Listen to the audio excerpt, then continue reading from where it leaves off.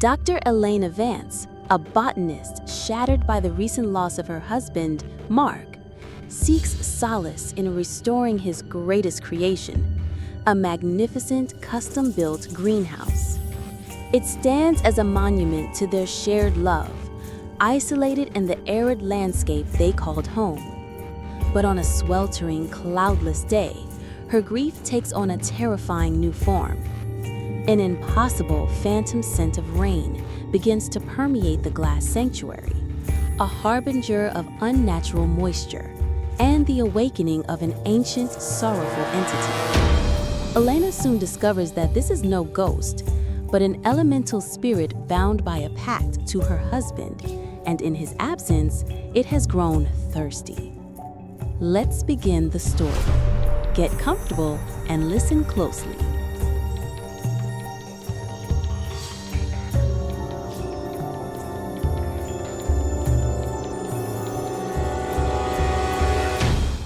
The silence was the first thing that had truly broken her.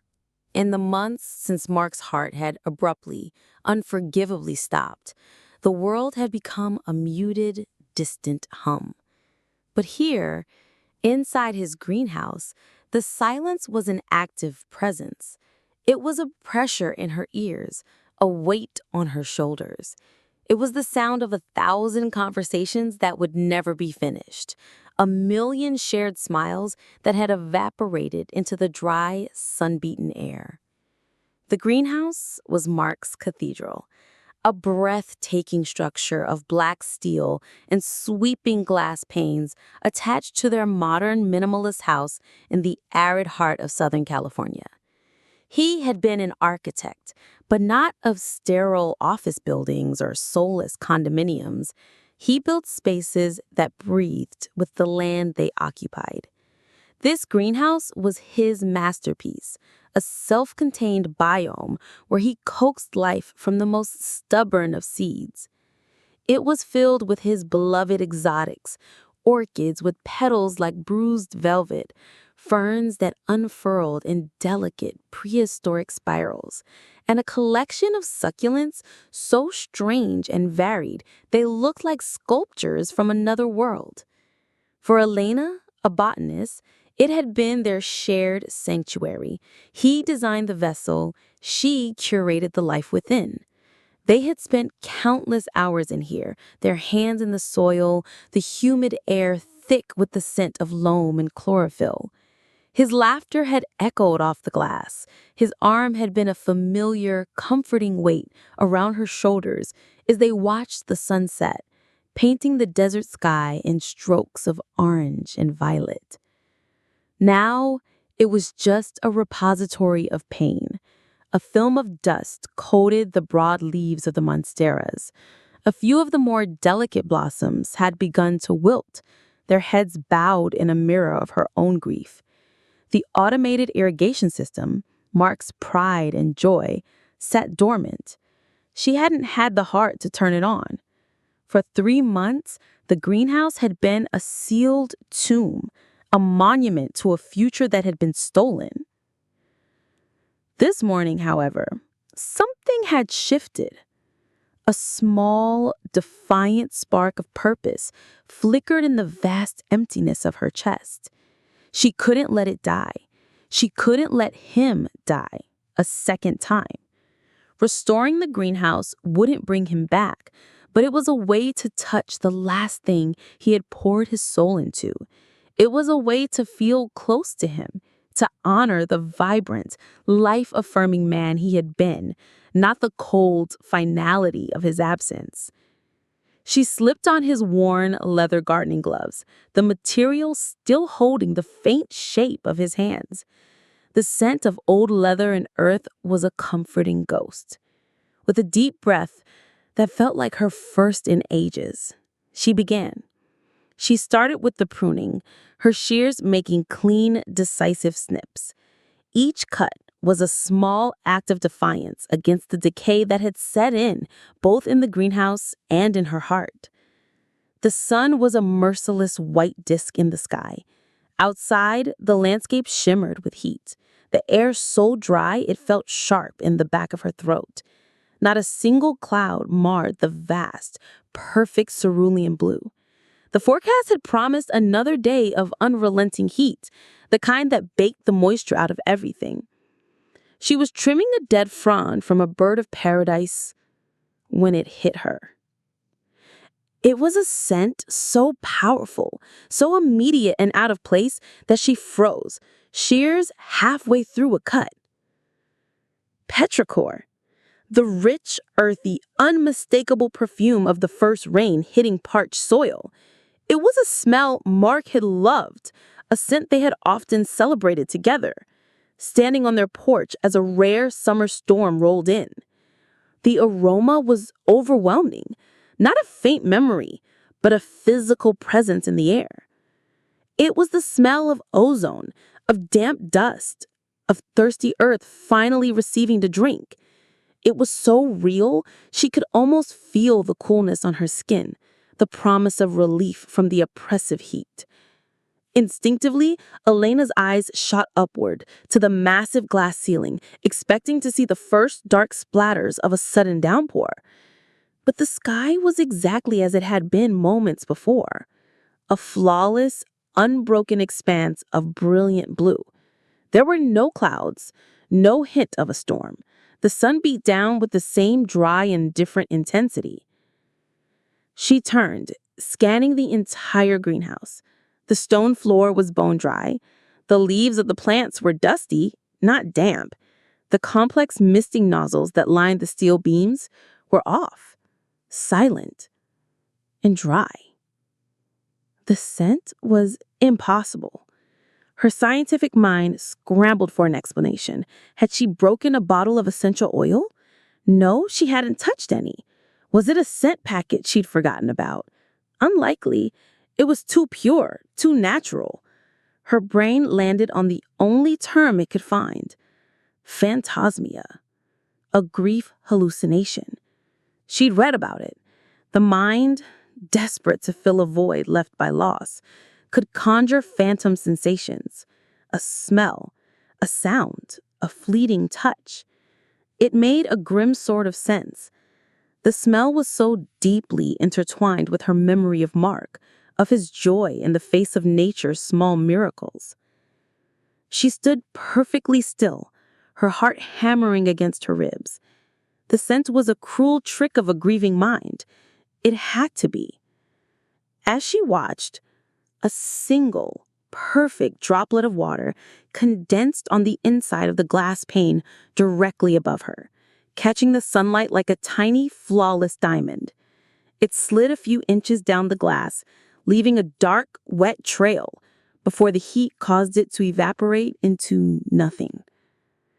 She stared at the spot where it had been, the impossible scent of rain already fading, leaving only the dry heat and the heavy, oppressive silence. It was a grief hallucination, she told herself. Again. More forcefully this time. It had to be.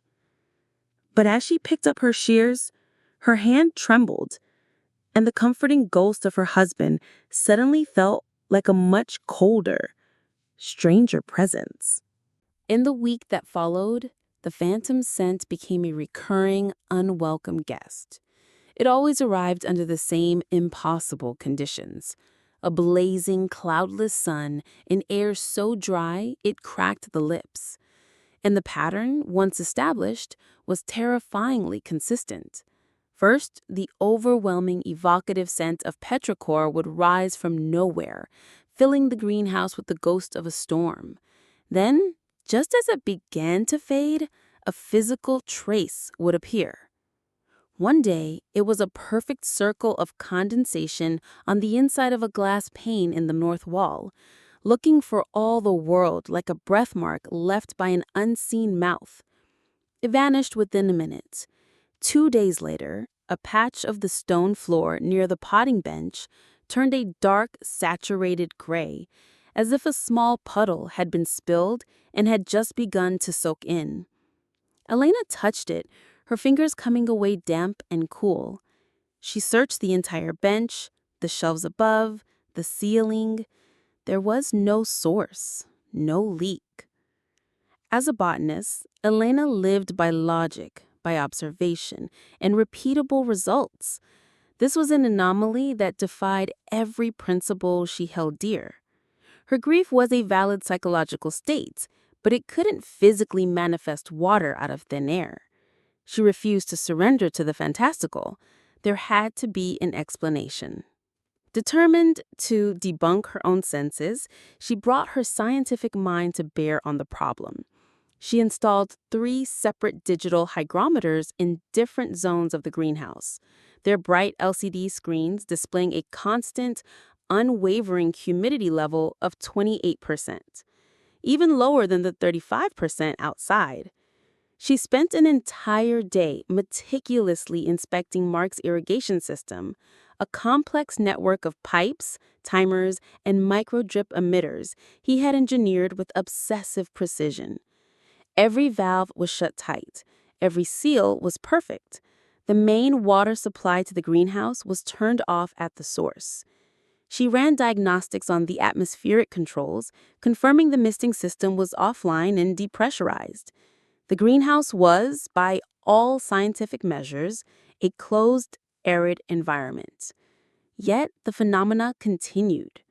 A single, perfect tiara of dewdrops appeared on the waxy leaf of a philodendron, glistening like jewels, while the leaves around it remained dusty and dry. A dark, damp smear appeared on the terracotta of a large pot, as if a wet hand had been dragged across its surface. Frustrated and deeply unnerved, Elena conceded that the problem might be structural. Perhaps there was a flaw in Mark's perfect design, a micro fissure in a seal that was reacting to the intense temperature differential between the superheated glass and the cooler interior. It was a long shot, but it was the last logical thread she could cling to. That led her to Ben Carter. Ben was a local handyman, a man who seemed as weathered and ancient as the sun-baked hills surrounding her property. He had helped Mark with the heavy lifting during the greenhouse's construction, his practical knowledge of foundations and materials grounding Mark's more ambitious architectural flights of fancy. Ben arrived in a dusty, rust-colored pickup truck, his face a roadmap of wrinkles, his eyes a pale, faded blue. He moved with a slow, deliberate economy of motion, taking in the greenhouse with the familiarity that unsettled Elena. "Been a while since I've been in here," he said, his voice raspy, like stones grinding together. "Mark, he loved this place more than anything." "I'm having a small issue with condensation," Elena explained, trying to sound casual, professional. "I think there might be a leak in one of the seals. It only happens when it's hottest." She showed him the most recent spot, a damp patch on the flagstone floor near the back wall. Ben didn't bend down to inspect it. He didn't check the seals on the glass above. He just stood there, his gaze fixed on the dark stone, his expression shifting from mild curiosity to something grim and guarded. He sniffed the air, a quick, sharp intake of breath. He looked at her, his pale eyes seeming to see more than she was showing him. "Did you smell it first?" he asked, his voice low. The question was so direct, so unexpected, that it caught her completely off guard. "Smell what?" she asked, her own voice betraying her with a slight tremor. "The rain," Ben said, his eyes unwavering. "You smell it before you see the damp, don't you?" Elena felt a cold dread wash over her, a chill that had nothing to do with the cool dampness on the floor. She could only nod, her throat suddenly tight. Ben Carter shook his head slowly, a gesture of profound, weary resignation. He looked away from her, his eyes scanning the exotic plants, the marvels of engineering, the monument to Mark's passion. He said Mark knew. He knew how to keep the ground happy. He understood the give and take.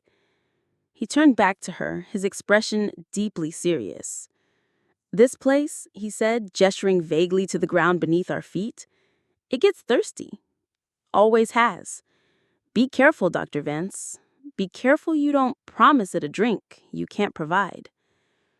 Without another word, he turned and walked out of the greenhouse, leaving Elena standing alone with the damp spot on the floor, the logical explanations withering away under the heat of a warning that felt as old and primal as the parched, thirsty land itself.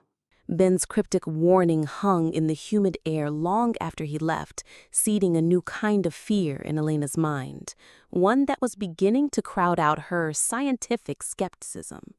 The phenomena were no longer subtle. They were escalating, becoming more deliberate, more artistic in their unsettling design.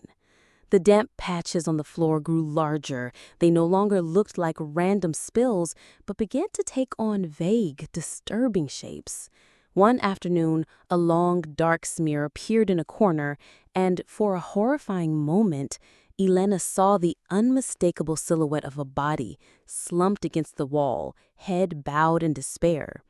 She blinked, and it was just a meaningless stain, but the image was seared into her memory. The condensation on the glass became the entity's primary canvas.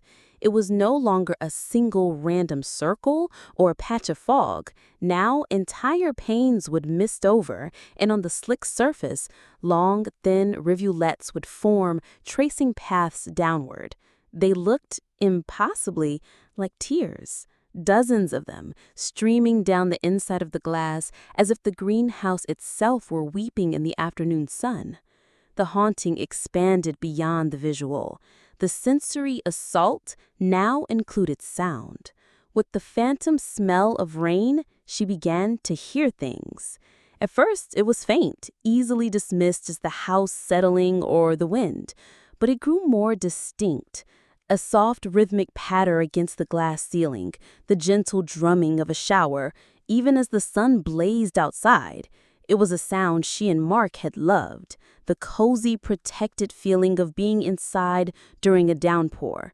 Now it was a sound of pure dread. And then came the weeping. It was a quiet, sorrowful sound, so low she first thought it was an animal caught somewhere. It seemed to emanate directly from the damp spots themselves. When a patch of floor darkened, she would hear it, a soft, hinching sob, the sound of a grief so profound and ancient it made her own feel small and new. It was a sound that bypassed the ears and settled deep in the bones, a resonant frequency of pure sorrow. Her nights became sleepless. Her days were a tight coil of anxiety. She stopped working in the greenhouse, visiting only to stand at the doorway and stare in, a reluctant observer of the slow, creeping transformation of her sanctuary into something alien. Desperate for answers, for anything that might ground her again in the logical world of her husband, she began searching for his architectural plans.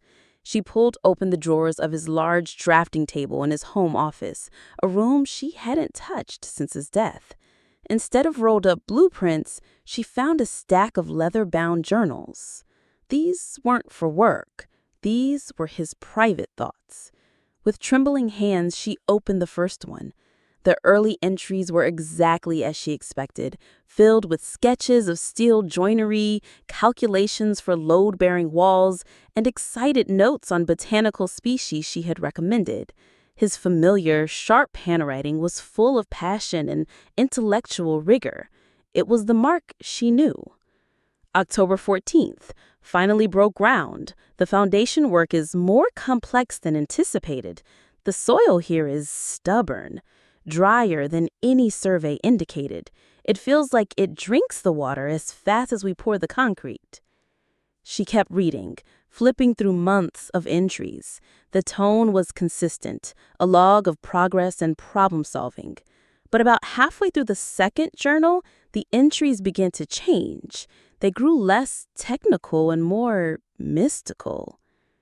June 3rd.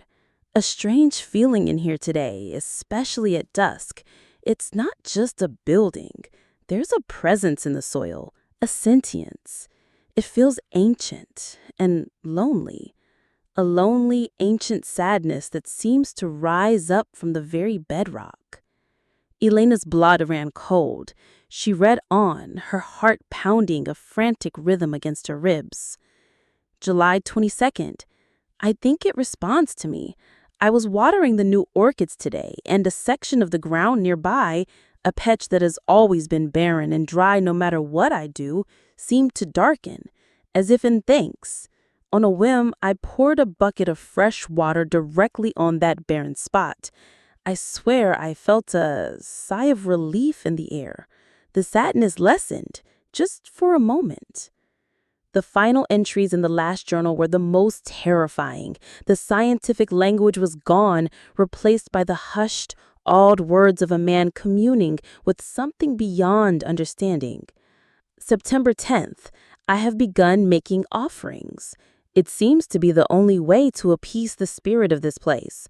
A bowl of clean, fresh water left on the barren patch every evening.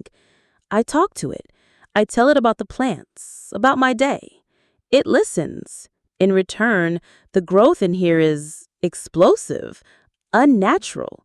The orchids are reblooming out of season. The ferns are greener than they have any right to be. It's a partnership, a symbiosis. October 5th. It is a sorrowful spirit, a weeper. I don't think it is malicious, only a bereft. It has been alone for centuries, perhaps millennia, in this thirsty land. My presence, the life I've brought here, is a comfort to it. I have a responsibility. I must tend to the garden, and I must tend to the sorrow in the soil. Elena let the journal fall from her hands. The book hit the floor with a soft thud. The weeping sound from the greenhouse seemed to grow louder, a mournful cry that now had a name. This wasn't a haunting, it was a broken promise. The revelation from Mark's journals shattered the last remnants of Elena's denial. Her husband hadn't just built a structure of glass and steel, he had built a shrine. He hadn't just been a gardener, he had been a caretaker to a lonely, ancient god. Every strange occurrence, every impossible detail snapped into a horrifyingly coherent picture. The petrichor wasn't a memory of rain, it was the entity's memory of him and his offerings. The weeping wasn't a sound, it was its sorrow. The damp spots were not leaks, they were its desperate attempts to manifest, to reach out from its dry prison of earth and ask why its companion had abandoned it. Armed with this terrifying new knowledge, Elena found she could no longer stay away from the greenhouse. She was drawn to it, a moth to a weeping, ethereal flame. The fear was still there, a cold knot in her stomach, but it was now mingled with a strange, profound pity. She understood the loneliness. She, too, knew the pain of sudden abandonment. One evening, as twilight bled across the desert sky, she felt a powerful pull towards the greenhouse. The air inside was thick, almost suffocating, and the smell of rain was so strong it was like standing in the heart of a monsoon. It was the most potent it had ever been.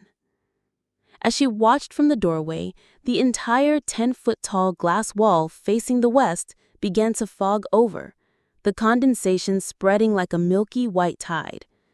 It didn't weep in rivulets this time. It held, a perfect blank canvas of gray mist. Elena held her breath, her hand gripping the doorframe so tightly her knuckles turned white. Then it began. Near the center of the pane, a line was drawn through the mist, as if by an invisible finger. Another line appeared, then another. They were slow, deliberate, purposeful. It wasn't a random pattern, it was a face. It was an androgynous, sorrowful face, utterly devoid of detail but achingly expressive. 2 hollows for eyes, a simple slash for a nose, and a mouth. A perfect O of a silent, unending cry. It was the most heartbreakingly sad thing Elena had ever seen. As she stared, mesmerized and terrified, the rivulets began to form, starting from the hollows of the eyes and streaming down the glass cheeks. The weeper was showing her its face.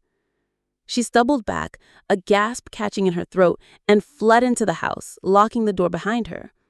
But the image was burned onto the back of her eyelids. She went back to the journals, frantically searching for the final piece of the puzzle. What was this thing? What had Mark done? The last pages, written just days before his death, revealed the final, terrible truth. It is an elemental, Mark had written, his script looser, more hurried than before. A petrichor elemental, a spirit of water and earth tied to this specific plot of arid land. It's not a ghost of a person, it's older, primal. It communicates through moisture because that is what it craves, what has been denied for so long. The pact is simple, if unspoken. I tend to it. I provide it with water, with the life force of the plants, with my attention. In return, it imbues the greenhouse with a vitality that defies science. It protects my garden. It keeps the life I have brought here safe from the harshness of the land. The pact. The word Ben Carter had used. The truth was far more intimate and terrifying than a simple haunting. Mark's sudden death, his heart giving out while he was on a business trip, wasn't just a tragedy for Elena.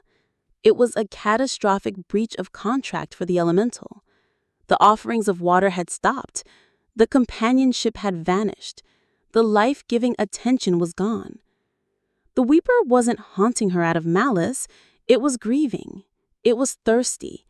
It was profoundly, cosmically alone, and it was reaching out to the only other person connected to the greenhouse, the only other person whose scent lingered in the space. It was trying to ask her, in the only language it knew, what had happened to its friend. It was showing her its grief, hoping she would understand and resume the ritual. The lonely god was crying, and it wanted its caretaker to come home. Elena sat on the floor of Mark's office, surrounded by his secrets, and for the first time, her own grief felt small. She was mourning a man. The creature in the greenhouse was mourning its entire world. Elena's understanding of the entity's grief did not lessen the danger, it amplified it. The weeper, and its profound sorrow, was becoming reckless. Its manifestations of moisture were no longer just condensation or small damp spots. Significant, tangible water began to appear. Small glassy puddles would form on the stone floor with no source, growing slowly as she watched.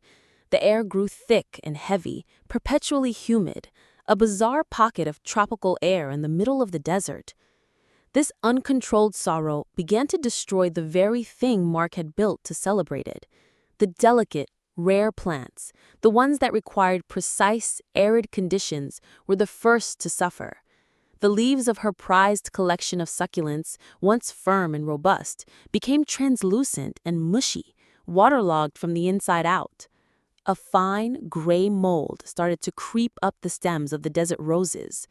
The leaper was grieving so hard, it was drowning the garden, its tears becoming a torrent of destruction.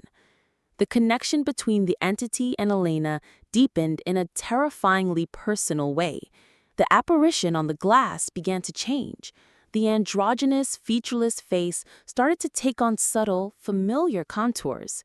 One evening, the curve of the jaw, the shape of the brow, it was Mark's. It was a distorted, watery echo of her husband's face, etched in condensation, its mouth still open in that silent, weeping cry. The auditory phenomena shifted too. The quiet, sorrowful weeping began to mimic sounds from her own memories. She heard a distorted echo of Mark's voice, not as he was, but from a specific, painful memory of a time she'd seen him cry after his father's passing. The entity was delving into her mind, pulling out her grief and wearing it like a mask to get her attention. It was using her love for him as a tool, a lure. You recognize this sorrow, it seemed to say. You understand this pain. Help me. And it was working.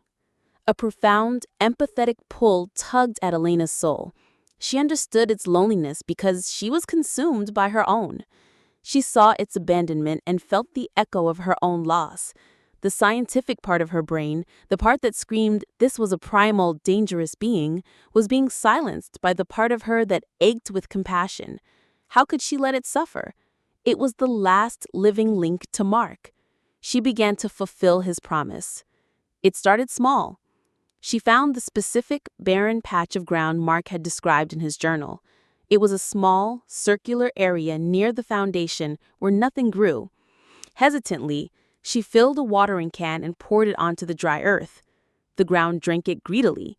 She could almost feel that sigh of relief Mark had written about. The oppressive, sorrowful atmosphere in the greenhouse lessened, just for a moment. The next night, she did it again. She found herself talking to the damp spots, her voice a low whisper in the humid air. I know. I miss him too. She left out a bowl of fresh water on the potting bench, just as Mark had. She was falling into his ritual, stepping into the role he had vacated. She was comforting the lonely god, and in a strange, twisted way, it felt like she was comforting a part of herself, the part that was still lost in the wilderness of her own grief. She was tending to the weeper, unaware that it was also beginning to tend to her. As Elena began to answer the weeper's call, the entity's behavior underwent a chilling transformation. The overt, destructive sorrow lessened. The weeping sounds grew softer, the rivulets of tears on the glass less frequent. The garden, however, did not recover. The rot remained. The oppressive humidity lingered. The change was more subtle, more possessive. The weeper was no longer just sad. It was becoming demanding. It no longer seemed to want only water. It wanted her. When she tried to leave the greenhouse after her nightly ritual, a handprint would appear on the inside of the glass door, stark and damp, as if pressing against the pane to hold her back. Small puddles would materialize directly in her path, not as accidents of grief, but as deliberate, silent barriers. The sense of petrichor, once a harbinger of its sorrow, now manifested whenever she tried to step away, a fragrant chain meant to pull her back in. A profound exhaustion began to settle deep into Elena's bones. It was more than the emotional toll of grief. It was a physical and psychic draining. After spending an hour in the greenhouse, she would emerge feeling weak, pale, and hollowed out.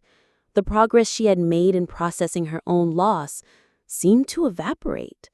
Her grief, which had been slowly crusting over into a manageable scar, felt fresh and raw again, as overwhelming as it had been in the first few days after Mark's death.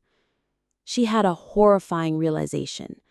The entity wasn't just taking the water she offered, it was feeding on her emotions. It was drawing on her sorrow, her empathy, her very life force to sustain itself. Mark hadn't just given it water. He had poured his emotional energy, his vitality into that thirsty ground. That was the true offering. And now the weeper was siphoning that same energy from her. It was a parasite of the soul. One afternoon, Ben Carter returned. He didn't call ahead. His rusted truck simply appeared in her driveway as if summoned by the escalating dread. He found her in the greenhouse, her back to the door, whispering to a damp spot on the wall that was slowly darkening and spreading. She looked pale, her skin almost translucent, dark circles under her eyes.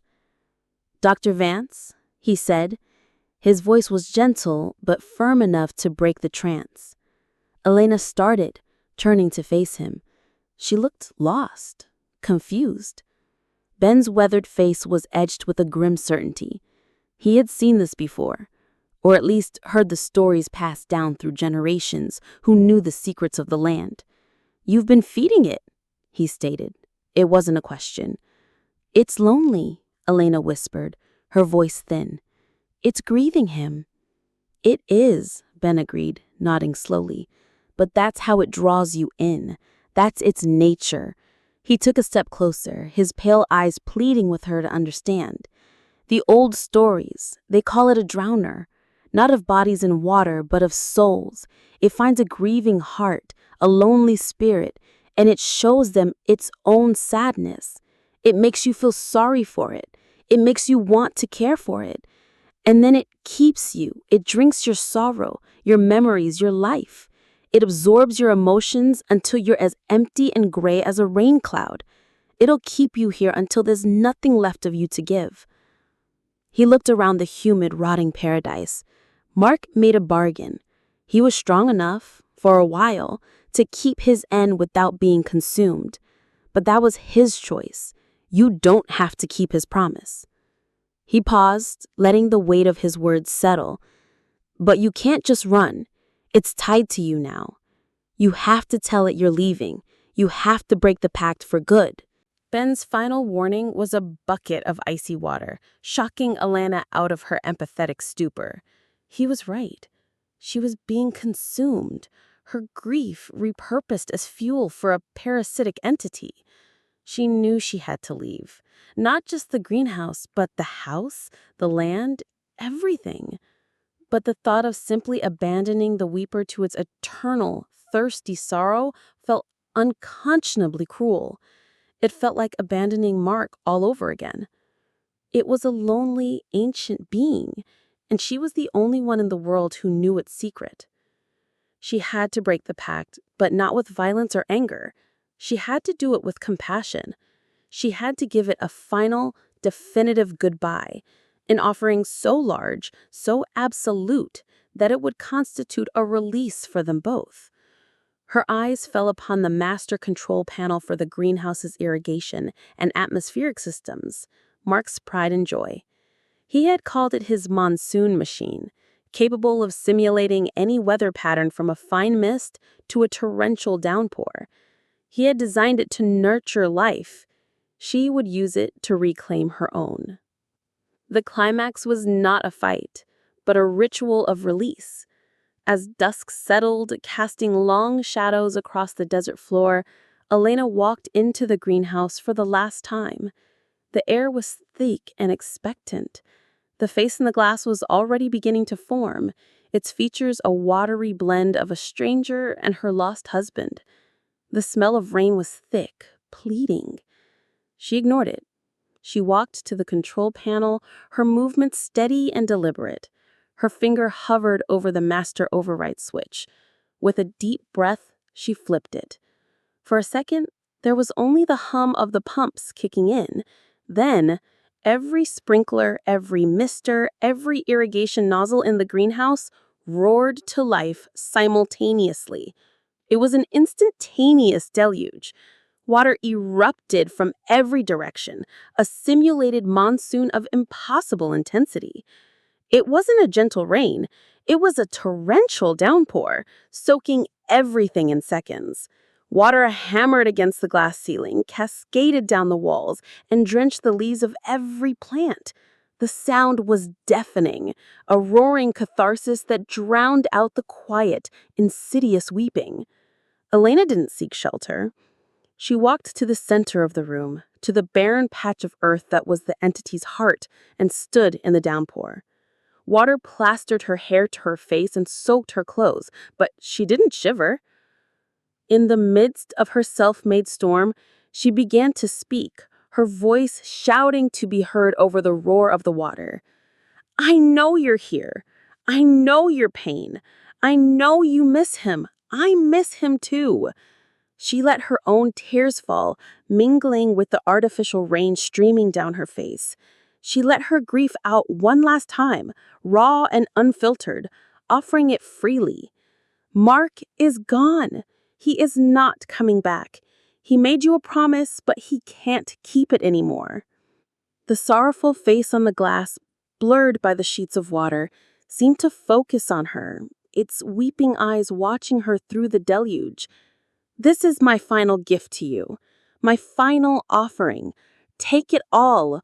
Drink until you are full. But after this, you must let me go. You must let him go. You have to find your own sustenance now, from the real sky, from the real rain. You cannot feed on us anymore." She stood there as the system emptied its reserves, the storm raging around her. She talked about Mark, about their love, about her sorrow, giving the entity every last drop of the emotion it craved. It was a final, honest, heartbreaking goodbye. As the last of the water gushed from the sprinklers, they began to sputter and die out. The roaring deluge subsided into a dripping echo. In the sudden quiet, Elena stood, soaked and trembling, watching the western wall. The face in the condensation was clearer than it had ever been. It watched her for a long moment. Then, slowly, peacefully, it dissolved. Not in fear or anger, but in what felt like a quiet, somber acceptance. The oppressive weight in the air, the psychic pressure that had been building for months, broke. It was washed away by the flood. For the first time since Mark's death, the greenhouse was just a greenhouse, a wet, clean room filled with plants. In the morning, the water had drained away through the system Mark had so perfectly designed. Sunlight streamed through the clean, washed glass. The air inside was neutral, devoid of the heavy perfume of phantom rain or the cloying weight of sorrow. The weeping had stopped. The greenhouse was finally, truly silent. Elena knew she could not stay. The memories were etched into every pane of glass, rooted in every pot of soil. To live here would be to constantly look over her shoulder for a ghost that had, by some miracle, agreed to leave. But she couldn't bear to let Mark's masterpiece, his cathedral of life, fall into ruin. She made a choice born of both pragmatism and a strange lingering respect for the spirit she had divorced. She contacted the botany department at a nearby university. She offered them the house and the greenhouse as a fully endowed research station. It would be a place filled with life again, but a different kind of life. The clinical, curious, unemotional focus of a new generation of scientists. They would measure and observe, they would study the unique biome, but they would not form a bond. They would care for the garden, but they would not feed its guardian. It was the perfect, compassionate solution. Months passed. The desert landscape faded into a memory. Elena moved to a city in the Pacific Northwest, a place of soft light, green trees, and real, honest-to-goodness rain. The sharp edges of her grief had been worn smooth, leaving not an emptiness, but a quiet, foundational strength. She had started over. She had even started dating, a kind, funny architect who knew nothing of ghosts or thirsty gods. The final scene of her old life played out on a gentle spring afternoon. She was walking through a city park with him, their hands linked. A light shower had just passed, and the air was alive with the clean, fresh scent of petrichor. Elena stopped. She closed her eyes, tilting her head back slightly. She took a deep, slow breath, pulling the familiar scent into her lungs. For a single, heart-stopping moment, she waited. The chill, the sense of being watched, the whisper of a sorrowful cry. There was nothing.